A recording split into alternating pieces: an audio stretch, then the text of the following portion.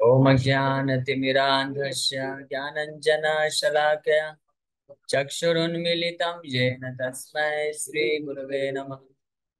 नमो विष्णुपादाय कृष्णप्रेष्ठाय भूतले श्रीमते भक्तिवेदान्त स्वामिनिति नामिने। नमस्ते सारस्वते गौरवाणी प्रचारिणे निर्विशेष शून्यवादी पाश्चात्य देशतारिणे। नमो महावदन्याय कृष्ण प्रेम प्रदायते कृष्णाय कृष्ण चैतन्य नामने गौरतुसे नमः।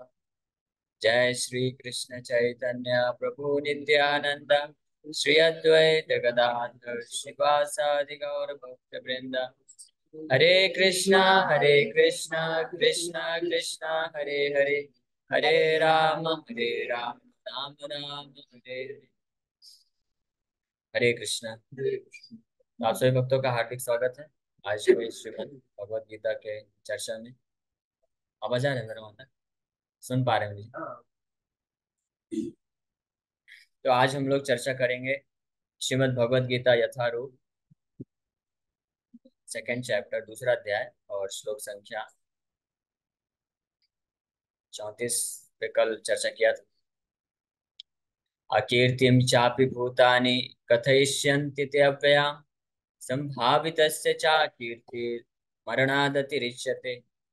तो इस श्लोक में भगवान कृष्ण अर्जुन को बोल रहे हैं कि अगर तुम इस युद्ध को छोड़कर जाते हो, अपने इस स्वधर्म का त्याग करते हो, तो क्या और हानि पे प्राप्त होगा।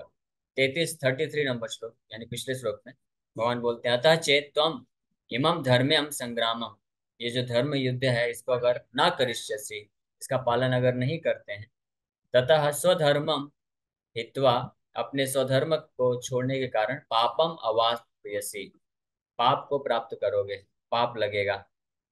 अब पाप के कारण क्या होगा? दुख मिलेगा, पाप से दुख मिलता है। लेकिन अर्जुन जैसा महान व्यक्ति पहले ही बोल चुका है भगवान कृष्ण को कि मुझे राज्य नहीं चाहिए, मुझे अपना सुख नहीं चाहिए। और युद्ध के बाद जब इतने करोड़ों लोग मारे गए तो युधिष्ठिर महाराज भी पश्चाताप कर रहे थे, जबकि वो चक्रवर्ती सम्राट बन गए पूरे पृथ्वी के, लेकिन फिर भी पश्चाताप कर रहे हैं, शोक में है वो। तो आनंद में होना चाहिए, पार्टी करना चाहिए, लेकिन नहीं, भक्त का ये स्वभाव होता है कि अगर उसके कारण किसी को दुख मिलता है तो ऐसे दुख को वो ऐसे सुख को अस्वीकार करता है। तो भगवान अर्जुन पहले अध्याय में ऑलरेडी बोल चुके थे कि इससे अच्छा तो मैं क्या करके जी लूंगा, बताओ अंश?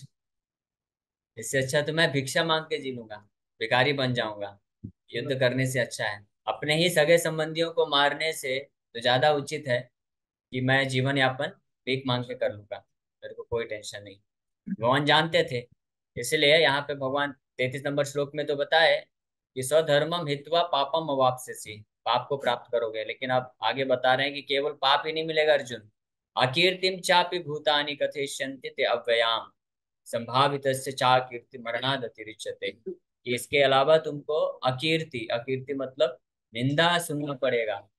और केवल तुम्हारा ही निंदा नहीं होगा, कथयिष्यन्ति ते अव्ययाम, अव्ययाम का मतलब आने वाले पूरे भविष्य काल में सब तुम्हारे कारण तुम्हारा पूरे वंश का निंदा होगा। जो तुम्हारा इतना ग्लोरियस डायनेस्टी है, इतना महिमा को धारण करने वाला तुम्हारा जो वंश है, भरत वंश में तुम प्रकट हुए हो, है ना? और कुंती महारानी के पुत्र हो, और तुम स्वयं इतने महान धनुर्धर हो, इतना नाम है। और सबसे महत्वपूर्ण बात क्या थी कि तुम मेरे मित्र हो। तो मेरे नाम का क्या होगा? भगवान बोले नहीं, लेकिन भगवान बता रहे अकीर्ति हो जाएगी। तो इसलिए केवल अपने बारे में मत सोचो, अगर तुम इस युद्ध को छोड़ के जाते हो तो तुम खुद के लिए तो ठीक है कि तुम तैयार हो कि अगर पाप भी लगेगा तो मैं उस पाप से दुख लेने को तैयार हूँ, भीख मांग के जीने के लिए तैयार हूँ। लेकिन यहाँ पे बात केवल तुम्हारी नहीं है, यहाँ पे तुमसे जुड़े हुए जितने भी एक ग्लोरियस तुम्हारा वंश है उसकी बात है। क्योंकि लोग ये नहीं सोचेंगे कि अर्जुन बहुत दयालु था, अर्जुन का हृदय बहुत विशाल है इसलिए युद्ध को छोड़ के जा रहा है। लोग तो बोलेंगे कि अर्जुन डरपोक हो गया था, डर गया था, इस युद्ध में देखा कि भीष्म पितामह सामने खड़े हैं, द्रोणाचार्य सामने खड़े हैं, तो अर्जुन डर गया, इसलिए लोग तुम्हारा निंदा करेंगे, तुम्हारे द्वारा पूरे तुम्हारे वंश का निंदा होगा। और इससे, ये तो मृत्यु से भी ज्यादा भयानक है, इससे अच्छा तो मृत्यु को प्राप्त कर लेना है किसी क्षत्रिय के लिए, वो भी अर्जुन जैसे क्षत्रिय के लिए। युद्ध क्षेत्र में मर जाना ज्यादा उचित है, बल्कि पीठ घुमा के भाग जाना, उससे जो निंदा होगा पूरे वंश का, उससे हजारों गुना ज्यादा अच्छा है कि मृत्यु को प्राप्त कर। इस प्रकार से भगवान कृष्ण होता है। अब 35 नंबर श्लोक में वही चीज बता रहे हो कि लोग क्या बोलेंगे, भयात ऋणादुपड़तम मंस्यन्ते त्वाम महारथा येषां च त्वं बहुमतो भूत्वा यास्यसि लाघवम्। Translation: The great generals who have highly esteemed your name and fame will think that you have left the battlefield out of fear only, and thus they will consider you insignificant. तो भगवान reason बता रहे हैं कि अकीर्ति हो जाएगी। और क्या अकीर्ति होगी? कि जितने भी महान योद्धा यहाँ पे हैं, महारथी, जो जिनके समक्ष तुम्हारा नाम बहुत प्रसिद्ध है, तुम्हारा गुणगान किया जाता है। अर्जुन जैसे महान धनुर्धर, महान क्षत्रिय योद्धा का गुणगान केवल साधारण लोग ही नहीं करते थे, उनका गुणगान महारथियों की सभा में भी हुआ करता था, सब मानते थे। येषाम च त्वं बहुमता, येषाम भयाद्रणादुपरतम मम्स्यन्ते त्वाम महारथा। महारथा मतलब जितने भी महारथी लोग हैं। येषाम च त्वं बहुमता, येषाम मतलब जिनके लिए तुम बहुमत, यानी बहुत ज्यादा तुम्हारा सम्मान हुआ करता था, जो सोचते थे कि ये महान धनुर्धर है अर्जुन। तो भूत्वा यास्यसि लाघवम, लाघवम मतलब लघु, लघु यानी तुम्हारी वैल्यू जो होती है छोटी हो जाएगी उनके सामने। इसलिए इस युद्ध से भागने से हर प्रकार से तुम्हारा नुकसान ही होने वाला है। Lord Krishna continued to give his verdict to Arjuna. Do not think that the great generals like Duryodhana, Karna, and other contemporaries will think that you have left the battlefield out of compassion for your brothers and grandfather. They will think that you have left out of fear for your life, and thus their high estimation of your personality will go to hell. इस प्रकार से भगवान यहाँ पे अर्जुन अलग अलग तरीके से प्रेरित करने का प्रयास कर रहे हैं कि युद्ध कर रहे हैं। ये जो सेक्शन, ये जो भाग चल रहा है, श्लोक संख्या 31 से लेकर के 38 नंबर श्लोक तक, 8 श्लोकों में भगवान अर्जुन के जो क्षत्रिय खून है उसको, क्या बोलेंगे, उसको उबालने का प्रयास कर रहे हैं। पिछले भाग में दूसरा जो भाग था गीता का 11 नंबर श्लोक से लेकर के 30 नंबर श्लोक तक, इसमें आत्म तत्व के बारे में बताया कि अर्जुन का जो पहला मुख्य कारण था युद्ध ना करने का, वो क्या था? यस, बताओ। सबसे पहला कारण अर्जुन ने क्या दिया था पहले अध्याय में युद्ध ना करने? हाँ, वेरी नाइस। हाँ, यानी आसक्ति, अपने सगे संबंधियों के प्रति आसक्ति हो जाने का ये कारण था। और ये आसक्ति क्यों हो रहा था अर्जुन को? ये आसक्ति का कारण क्या था? देहात्म बुद्धि, है ना? देहात्म बुद्धि जानते हैं? देहात्म बुद्धि मतलब मनुष्य,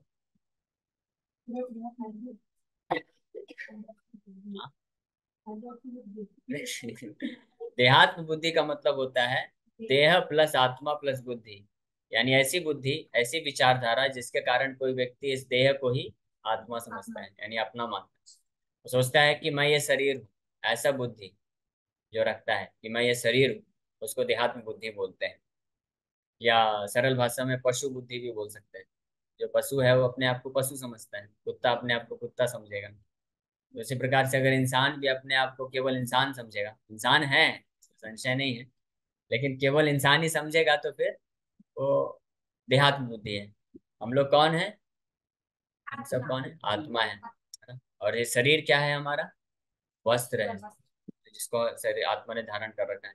तो इस देहात्म बुद्धि में आने के कारण ही अर्जुन को अपने सगे संबंधियों के प्रति आसक्ति हो जाता है, लगाव आ जाता है। तो यही पहला कारण बनता है और ये मुख्य कारण है। इसलिए भगवान ने सबसे पहले ही जो पहला विकेट गिराया अर्जुन का, वो कैसे? आत्म तत्व का विज्ञान सुना करके। इसलिए 30 श्लोक में सबसे बड़ा ये सेक्शन हुआ। 30 श्लोकों में भगवान ने ऑलरेडी आत्मा के बारे में बता करके अर्जुन का ये देहात्म बुद्धि खत्म की।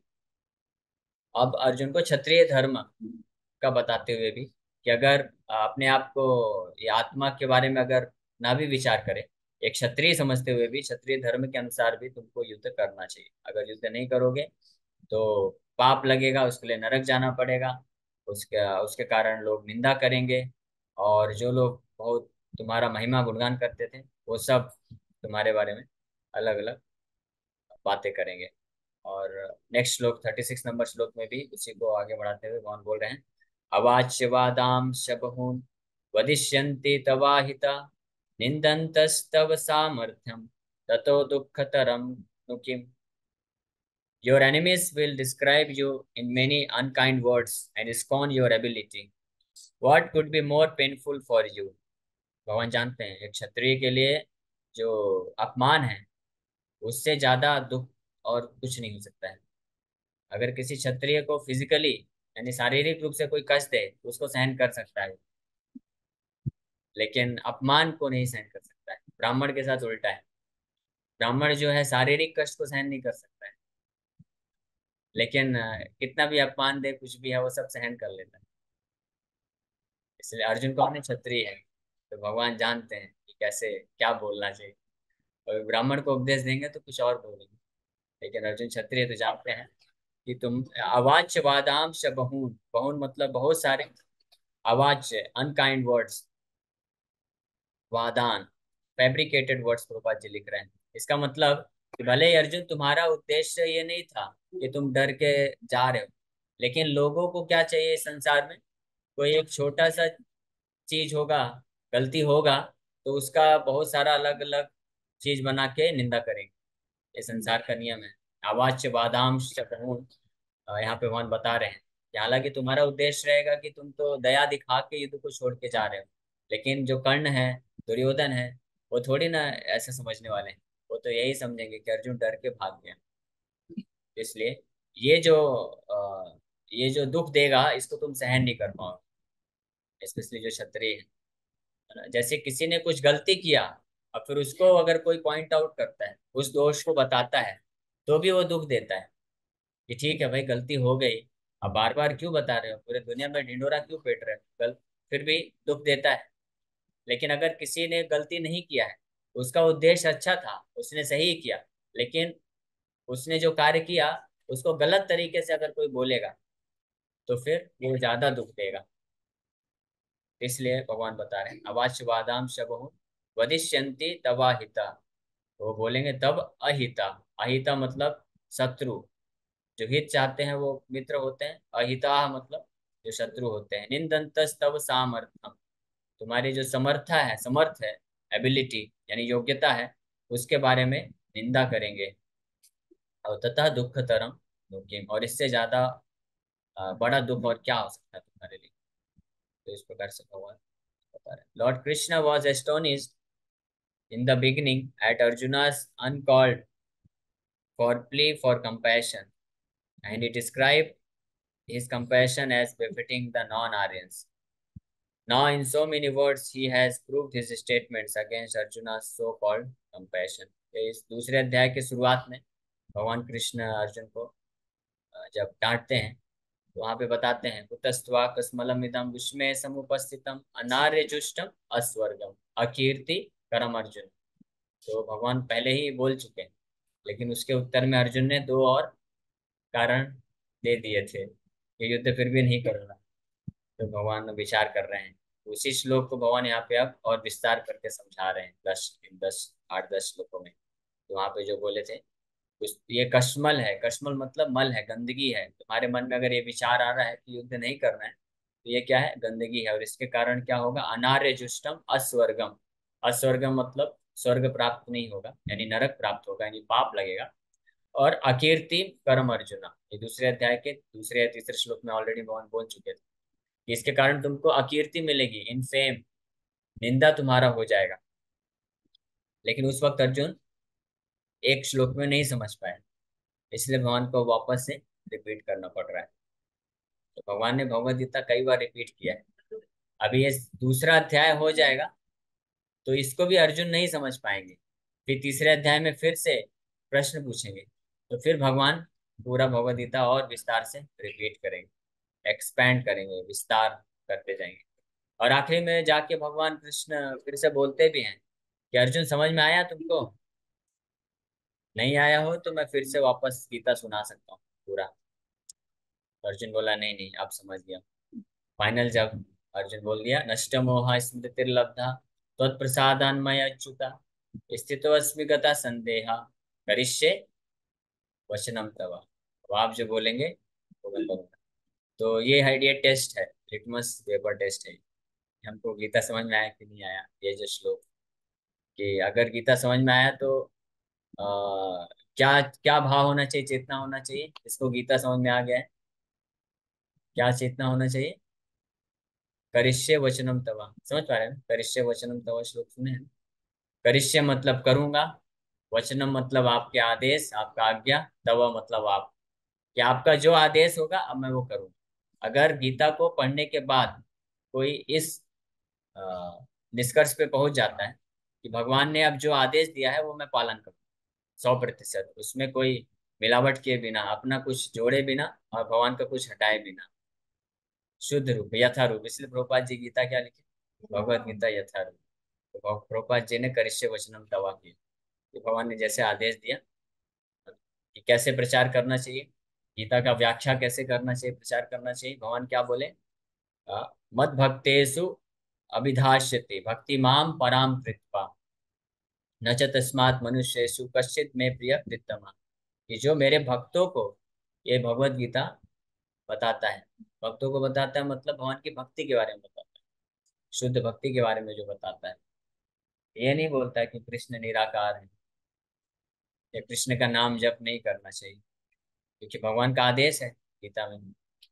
तो गीता अगर हम समझ गए हैं तो ये निष्कर्ष है। अगर इस निष्कर्ष तक नहीं समझे तो वापस से हमको गीता पढ़ना चाहिए, वापस से और पूछना चाहिए गीता समझने के लिए। इसलिए भगवान अर्जुन को बोले कि अर्जुन अगर समझ में नहीं आया तो फिर से मैं बता देता हूँ। तो अर्जुन ने सर्टिफिकेट अपनी तरफ से दे दिया कि नहीं नहीं, मेरा नष्ट मोह, मोह मतलब, मोह का मतलब,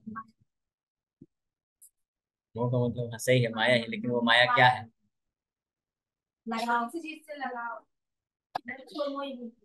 ये सब इफेक्ट है, प्रभाव है, ये लक्षण है, उसका रिजल्ट है। मोह का सिंपल सा अर्थ है भ्रम, इल्यूजन। ठीक है? हमारे हमारे हृदय में एक 6 प्रकार के जो परम मित्र है ना, उसमें से एक मित्र का नाम मोह है। मालूम है? आप 6 मित्रों को जानते हैं जो हृदय में?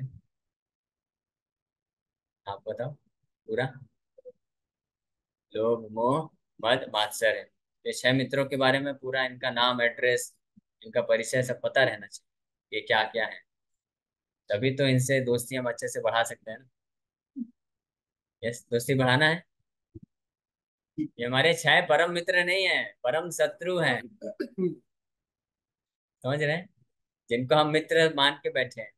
काम, क्रोध, लोभ, मोह, मद, मात्सर्य, जिसमें से एक शत्रु का नाम है मोह। मोह का मतलब होता है जो हमको भ्रम में डाल देता है।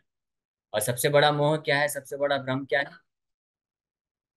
अपने आप को शरीर से, अपने बारे में ही गलत पहचान होना, यही तो सबसे बड़ा भ्रम होगा ना। बाकी इसके बाद फिर दुनिया के बारे में गलत पहचान होना वो तो सेकेंडरी है, दूसरा है। सबसे पहली बार तो अपने बारे में ही गलत पहचान, वही सबसे बड़ा भ्रम है। जो अपने बारे में ही नहीं जानेगा तो फिर पूरी दुनिया तो फिर मोह में वो रहेगा ही। इसलिए ये सबसे बैड मास्टर। अच्छा, मद मत्सर का मतलब कुछ नहीं।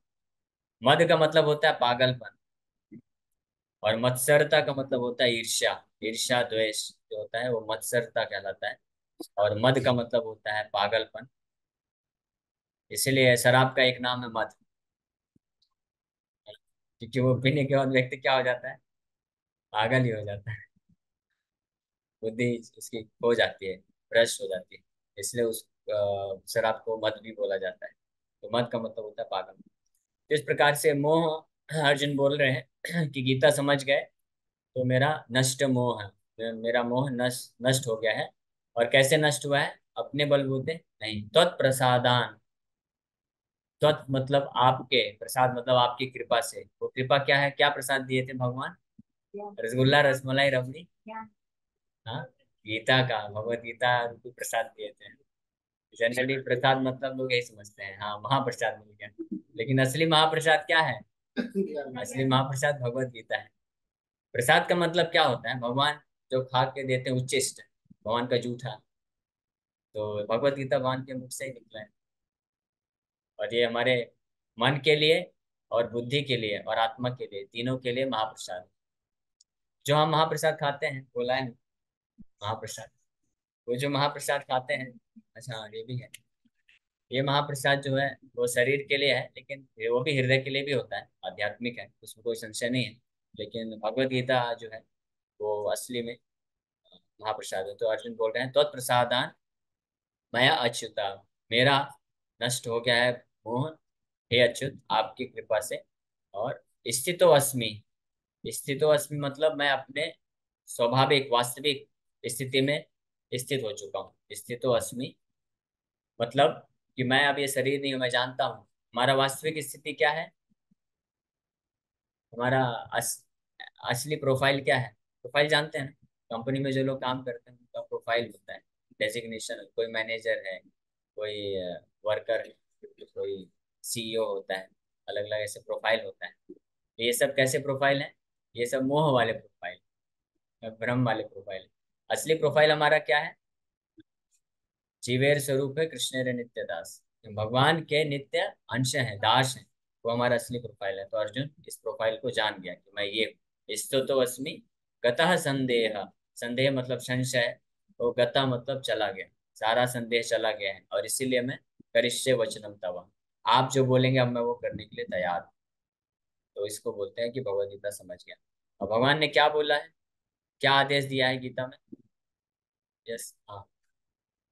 भगवान ने भगवान ने क्या करना चाहिए, क्या नहीं करना चाहिए। हाँ, तो वही तो पूछ रहे हैं, क्या करना चाहिए हमें भगवान की भक्ति करनी चाहिए, अपने धर्म का पालन हाँ, करना चाहिए। क्या है वो श्लोक बताओ।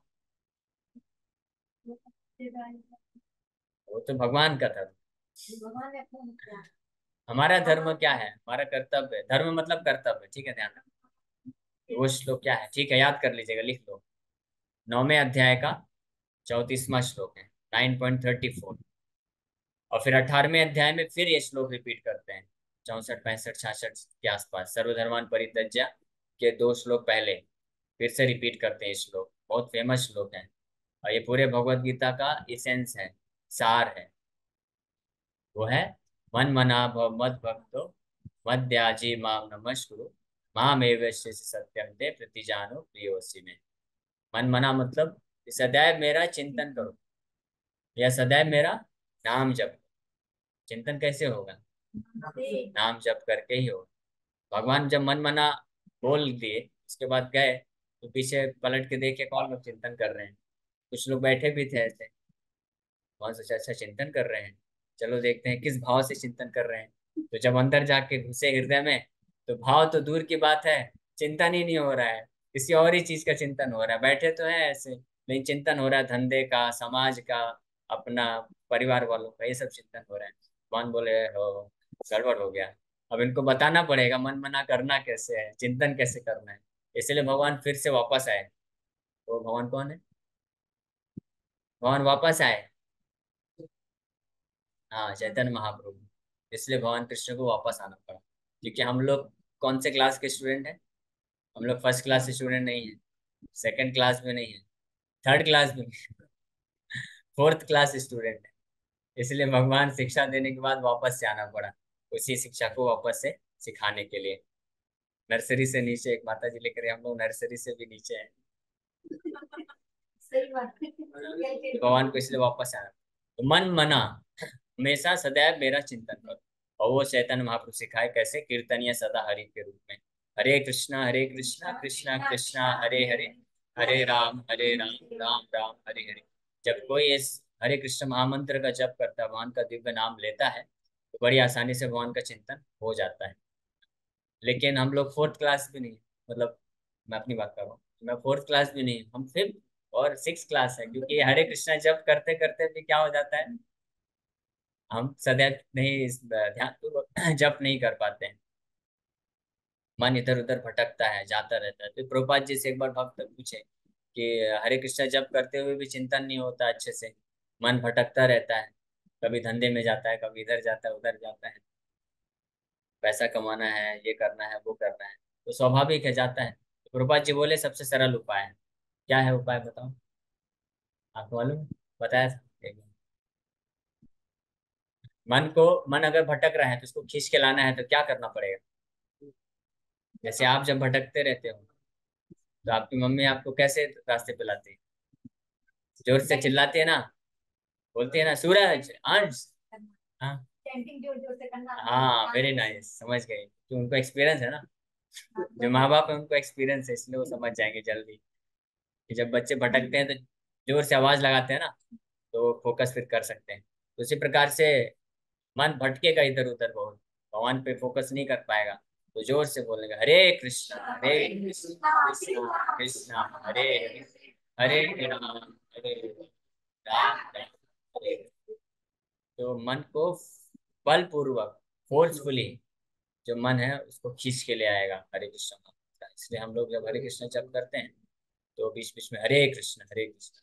मैं करती हूँ, ये भी भक्ति, ये भी भक्ति है। तो बोलते हैं ना, नहीं मतलब कंटिन्यूअस भी नहीं करते रहना है, ताकि जोर से एक दो बार, जब अगर मन भटक रहा है तो आपको समझ में आ गया अरे फोकस नहीं हो पा रहा है, तो बीच बीच में हरे कृष्ण कृष्ण कृष्ण हरे हरे, हरे राम राम हरे हरे कृष्ण कृष्ण कृष्ण हरे हरे, हरे राम राम तो हरे। मुझे जो ऐसे मुझे बहुत अच्छा लगता है, अपने मतलब अपने अंदर हाँ होता तो है ना, बोलना बहुत चाहिए। अच्छी फीलिंग होती है, अलग एनर्जी है। लेकिन साथ में ये भी है कि बाकी वैष्णव भी जब कर रहे हैं तो डिस्टर्ब भी नहीं होना बाकी चाहिए। बात करते हैं, आप लोग करने से होते हैं। हाँ तो ऐसे जोर से बोलना है कि हमारा तो कल्याण हो जाए और बाकी लोग। लेकिन कई बार ऐसा भी होता है, बाकी लोग को इसलिए भी डिस्टर्ब होता है क्योंकि उनका भी ध्यान जो भटका रहता है, तो वो भी मन जो है बलपूर्वक आ जाता है, तो डिस्टर्ब हो जाता है। ये पूरी पूरी बात को तुम अगर हम करेंगे, हाँ तो मेरा मानना है बहुत अच्छे से होगा। हरे हाँ, तो कृष्ण धीरे हरे धीरे कृष्ण करने से हो जाता हरे हरे राम राम। है। हाँ तो अगर हो और जाता अभी है तो अच्छी बात है, ठीक है। तो इस प्रकार से मन मना, फिर केवल मन मना भगवान नहीं बोले, चार चीज बोले हैं, है ना। बस 1 मिनट टाइम हो गया है, तो कंप्लीट कर देता हूँ, फिर हम लोग ऑफलाइन क्लास में इस पर और चर्चा करेंगे। तो मन मना एक चीज है, लेकिन कई लोग हो सकते हैं जो भगवान के नाम का जप कर सकते हैं, लेकिन मन में भाव कुछ और हो। राम राम राम राम राम राम जप करते करते एक दिन राम बन जाए, ऐसा भाव भी हो सकता है। जब तो कर रहा है वो ध्यान पूर्वक कर रहा है, इसलिए भगवान दूसरा आज्ञा क्या दिए, मन मना भव मत भक्तो, मेरा भक्त बनो। भक्ता का भाव होना चाहिए, भक्त भोक्ता का नहीं। कैसा भाव होना चाहिए? भक्त का भाव होना चाहिए, इसलिए भक्त बनना है। और वो भक्त कैसे बन पाएगा कोई? वो केवल जो है ये भावना बस नहीं है, मतलब ये तो थ्योरी हो गया भक्त बनना। भक्त बनना कैसे? व्यवहारिक रूप से भगवान बता रहे हैं कि आप ये करोगे तो भक्त बन जाओगे, और फिर उस भाव में आप जप करो तो माम एवं से तुम मुझे प्राप्त कर लोगे। ये निश्चित दिए हैं, असम्पशन नहीं है इसमें कोई। भक्त कैसे बनेंगे बनेंगे उसके लिए दो फिर और चीज बोलते हैं, मध्याजी माम नमस्कार, भगवान का पूजा करो और भगवान को प्रणाम करो। जैसे ही हम प्रणाम करेंगे तो ऑटोमेटिकली भाव आ जाएगा, भगवान के दास है और भगवान मालिक है। प्रणाम करने से भक्ति का भाव आएगा, सेवा का भाव आएगा, और फिर हम भगवान के भक्त बन के उनके नाम का जब आसानी से कर सकते हैं। ठीक है, ऑनलाइन क्लास में भी समय हो गया है, यहीं पे विराम करते हैं। और मैं यहाँ से ठीक। रिलीव करता हूँ प्रभु जी। आप कुछ गीता का पाठ कर लीजिए। गीता पाठ तो हरे बाद में कृष्ण। करेंगे, सर क्वेश्चन तो ले लीजिए। 112 लोग ठीक सुन है, रहे थे एक, आप। हाँ एक क्वेश्चन ले लेते हैं, एक क्वेश्चन। यस, हरे कृष्ण। हरे कृष्णा। यस, किसी का प्रश्न है कोई?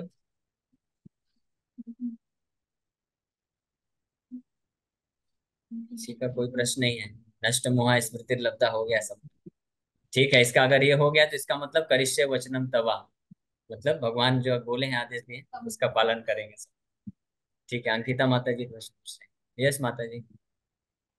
हरे कृष्ण प्रभु जी। अभी वो क्लास में आप फोर्थ क्लास वाली बात बोल रहे थे ना, वही थोड़ा सा मेरे को क्लियर नहीं हुआ। मैंने इसलिए नर्सरी से नीचे बोला कि हम नर्सरी से भी नीचे हैं, हमारी तो कोई स्थिति नहीं है अभी, समझते समझते समझेंगे। हरे कृष्णा वो बता दीजिए थोड़ा सा, कि हम लोग की प्रेजेंट उसमें स्टेट को हम ऐसा समझ सकते हैं कि हम लोग इतना अभी बिलो अंडर जैसे हैं। और सही बात है, वो तो हमारी स्थिति है, कलयुग का प्रभाव है। तो इसीलिए महाप्रभु जो संकीर्तन जो विधि दिए हैं, आत्म साक्षात्कार के लिए, उसमें कुछ तपस्या नहीं रखे, उसमें केवल आनंद करना। चैंट, डांस एंड फीस्ट, महाप्रसाद का फास्टिंग भी नहीं बोले, chanting, dancing and feasting, no fasting.